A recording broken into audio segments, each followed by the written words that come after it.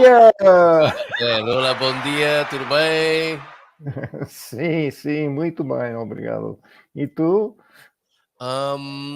Muito bem, muito bem. And you, James, with your new moniker, Old Guy in Europe, which is a bit of a clue and connected entirely to the promo trailer teaser I've just played. What's going on? Well, that particular thing, I'm pretty excited about it because it's 3 years since original concept. I was still in California and I was looking for sort of virtual tours, video tours, because it was COVID and I was trying to get a boots on the ground experience without being able to come here. And so I started looking through YouTube saying, oh, surely there's someone who's walking through the towns, pointing out, historical landmarks and like a walking tour, only virtually. And I struggled to find anything like that. There was lots of stuff about places, lots of beautiful drone footage with nice music and lots of people talking through the whole. I saw one person walking, but they were just constantly, it was subtitled. So they weren't talking, but in order to know what was going on, I had to read, so I couldn't see the visuals. And I go, no, I want to be able to hear it, but I want to be able to enjoy it. Anyway, I just couldn't find something like that, and it's probably on there. But so I thought, well, maybe that's something you can do when you get there. And then the idea kept fermenting over time, and it just really, it's like, well, I don't want to become a European tour guide for English-speaking people. That's not what my goal is. What is my goal? And it's like, I want to share my experience of being in Europe. I want to share my experience of Portugal with people. So it developed from there.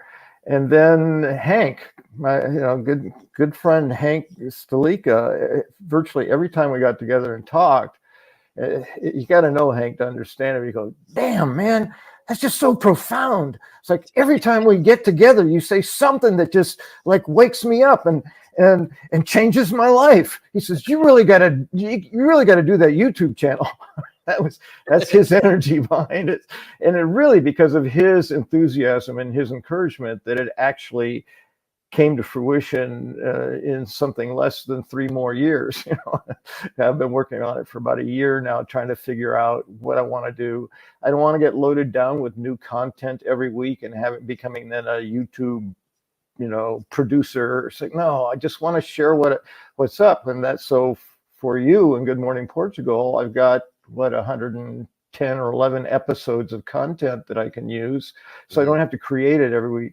That was the hard part about the first video. It was an introduction. It was all created content. It was only 8 minutes. It took me like 16 hours to put it together. So it's like, no, I don't want to do that. So I'm still very excited about it. I'm really happy with the result. But you could quickly become resentful with a workload of that kind, couldn't you? Yeah, so yeah. It's the highlights. It's the highlights from the shows, is it? What I did, I found a fairly easy way to edit, and I'm learning. I mean, part of the reason it took me so long to do this first episode is I've never done this before. I've never made a movie in digitally. So it's taking what I know about the aesthetics and the timing of multimedia presentation from my old, Navy experience of doing the analog version of that, and then transferring all that into digital skills, which I have had zero of. So I'm hoping that the time will speed up. But the one thing was I knew how to edit an existing video by trimming it. I knew how to take the ends off. That was kind of the easy part. And so what I did is I just selected out the segments that I am in, like right now on Good Morning Portugal. So it runs anywhere from 20 minutes to an hour, depending on how long I'm on the screen. And then I'm hoping to also incorporate, like I went to Dublin with Hank and Connie, and I want to share that experience, not so much as a tour video, but just sharing the experience of going to Dublin, the kinds of things that happen when you leave the country, that kind of thing. And my intention is that it's useful and people find value in it. I'm not trying to make any money off it. you know, I'd be surprised if I got, 2,000 subscribers. It would be fun. But for me, the fun would be that I'm reaching that many people. That many people are getting value out of it, not because I'm going to make 10 cents a month off of my subscriptions. So you've obviously looked into that. Well, I've heard about it. So yeah, well, yeah. Yeah, so yeah, I'm really excited about it, and be curious. I'm always curious to see. There's always, a chemical hit when someone likes something or someone subscribes. Oh yeah, definitely. Yeah, I was surprised to see I already have 3 subscribers, and all I've got is a trailer. Let's see if we can get you a few more. Well, people subscribe, don't they, in anticipation of what else is going to be served up. And when I was telling Mrs. M about what you're doing. That she's here this morning. She was saying, "Is it old guy in Europe? Are you going to be touring Europe?" And you just kind of mentioned that, and perhaps there will be some other footage that we haven't seen, and insight into Dublin. But are you planning to travel? Have you got a list of other places you want to go? Oh yes, yeah. I mean, part of the reason one of the selling points for coming to live in Europe, and near an airport in Portugal puts me within 2 to 3 hours of a flight to almost anywhere in Europe. I mean, it's such a central access point. So yeah, my plan has always been to, now I'm here, I can travel, but it's like, oh yeah, first I get my residency. Oh yeah, now I got to get my driver's license. Oh yeah. And that's all covered. The first episode is an introduction to the channel. So it explains more or less some of the things I'm doing here, but hopefully a little more entertaining. I felt very stiff because I had a lot of things I didn't want to miss.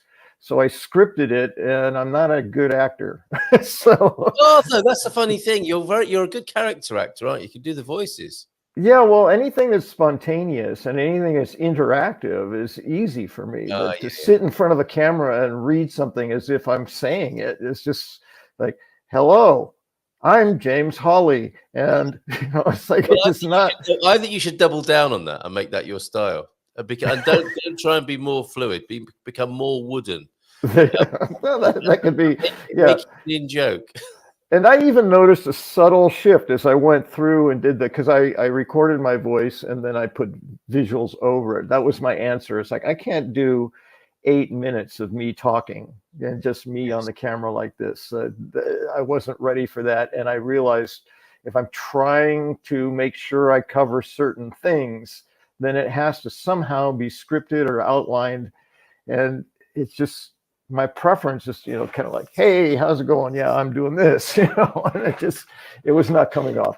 So the first episode, I noticed even very subtle changes, even in the recorded pieces where I relaxed more. I took less words or more words out of the script, and I just said, what do you want to say? Just say that. And got used to the idea of doing takes. It's like, oh, I got to get it all perfect 100% the very first time. It's like, you can do it a million times if you want to. It's an incredible learning process for me. Sounds like. It's funny because it doesn't challenge the introvert in me, because I'm doing it on my own. There's no people in front of me, but it's challenging I was a photographer in the Navy. I've always been a photographer. So I'm always on the other side of the camera. And it's very different being intentionally in front of the camera. I had to learn how to make a fake smile so it looked natural. I didn't know how to do that. It was smiles like, eh. This in its own right is a YouTube channel as well. How to start a YouTube there you go. How to start a YouTube channel from nothing. And you've done it. And also, while you've been on air, we've doubled your subscribers, I think. I hope so. That'd be fun. It'd be great to open on Friday with like 1,000 subscribers. Like, wow. What was that? Spielberg. Look at these. You've got great reviews as well already. He's not even seen anything. Only seen the trailer. And you're now the new Portuguese Spielberg. I'm loving the hype and the updraft that's occurring here. Yeah, I should get that. I should get a screenshot of that and take that as a quote. I'll tell you for the channel. You're very welcome. I'll do it for you now. Thanks. And these are the kinds of things I don't typically think of. I mean, I leave the house sometimes without my phone. I mean, I'm old school. It's not such a habit that it's like, oh, it's just glued to my body somehow. And I got distracted. I left. I was going to take some shots of the open market today for my channel. I don't have my camera. That's an old guy thing to do. Absolutely. It's not go out with your phone. We want more like that. We want the film of you going out without your phone, which someone else will have to take. Someone else would have. So now I need a photographer. Oh, that's really old school. You need a production crew. Yeah, and I'm thinking, I've got old wires. I don't have Bluetooth microphone. I don't have these kinds of things. So if I'm out in the wind, it's like, oh, that's going to be fun. Holding my phone, doing a selfie in the wind, trying to talk. So there's some things. I think we probably need a picture of you in Ericeira with an ear horn as the cover shot. Oh, what's that guy do? Oh, he's just making a video. Speak up, one of those old-fashioned cardboard megaphones. Yes, that's right. See the director cameras. He's just talking to his phone. That's right. Right, where are you traveling first? Now, when this talk of visiting other parts of Europe came up, this is what really was on Luis's mind. I wondered if you'd be going with James. How are the plans going then for our first trip to Bulgaria? Only kidding. Where are you going? At this point, I have lots of ideas. I separate out a plan as when I'm actually taking action on doing something. But I'd love to get back to Italy. I loved Italy the 2 times I visited before, and I'd love to spend some time there. I haven't been to Germany, and I took a couple of years of German in high school. I actually sometimes, when I'm trying to remember what the Portuguese is for something, the German word comes up. It's like, wow, where did that come from? That's like, talking about old, that's like decades ago. The human mind is an amazing thing, is it not? Yes. The Germans have probably got a really long word for that. Yeah. From years ago, yeah. Exactly. That's one of the things I joke about with the German language. It's like you can have a tiny little gear that goes in a watch, and they have a specific name for it that describes exactly how it fits in the watch against what gear. That's the word for that gear. Yes, that's right. That's right. Yes. Now, this will be a great opening scene. We need James to go out of the door, stop, and then wonder why he's there. People loving this theme. Well done, Coach. Well, and it's funny, I came up with the name because I wanted something that didn't limit me. I can do anything with that. Anything that has to do with me being in Europe, the title fits. Yeah, and if you go out of Europe, you can say, this is a really different video today because I got lost. And the truth is, when I think about it, I don't want to play into the old negative stereotypes of being old. I'm just owning my age. I mean, I think a lot of people wish me a happy birthday yesterday. Yesterday was my birthday, and I hit 70. Which really, I didn't know that. Yeah, most people don't. Well, first of all, belated birthday, best.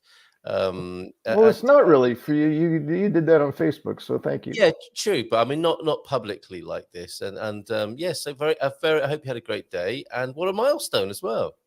Yeah, definitely. And I don't tend to pay attention to my birthday. It doesn't really matter. And Louisa's all about her birthday. She's all about birthdays. Birthday is the biggest day of the year, and so she tends to assume that I feel that way too. And she goes, "Oh, tomorrow." I'm going, what? We're going to the market again? What's going on? Yes. That kind of thing. How does that feel, Con? I've got to ask you the classic and contemporary journalistic question. If in doubt, this is all journalistic, you'll notice this now. If in doubt, journalists just say, how does that feel? So how does that feel? Well, it's unique for me. That's why I'm even talking about it, because I don't normally pay attention. And even the decades, people go, "Oh, you're 40." It's like, well, I'm a day older than I was yesterday, and I don't feel any different. So it just really never made a difference. But I noticed, again, the mindfulness, the habit of something feels different this time. And it really is literally no different. It's just another day. It's just another number. It's the same day it is every year. So what's different is whatever's going on inside about it. And there's something, I think it goes to, again, not necessarily negative stereotypes, but I've heard people be amazed at what a 70-year-old is able to do. And it's like, what are you talking about? Muito bem. Muito bem. It's like, oh man, isn't that great? He can walk out his front door. It's like, it's remember, 70, man. It's not 110. So, and there's probably a 110-year-old going, what are you talking about, youngster? Yeah, you little whippersnapper. Shut up, you idiot. So there's something about that I haven't even observed has settled into the body, that I hit the number and I go, ooh, I should be really proud that I can do things like feed myself. You know, it's like that is weird. No, man, that is so strange. And there are, I don't know, I'm sure there are people on the show my age, maybe older too. I tend to be the oldest one in the crowd because I guess I hang out with people who, most of my friends are a decade younger than me, and most people think I'm their age. So that seems to fit. But there are people of age, of a certain age, that's a good British phrase, which I always kind of get bristled about. What does that mean? Who are you talking about? Yes. Who are doing amazing, wonderful, physically fit, adventurous things. So it's not what I anticipated it to be all my life, because our parents always seem so old to us. And also it's significant, I didn't realize, but 70 is the age my father was when he died.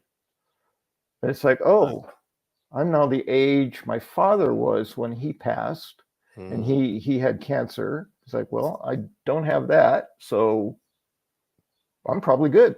But there's just a certain feeling, something I didn't anticipate in that connection as well. Yes. So it's interesting.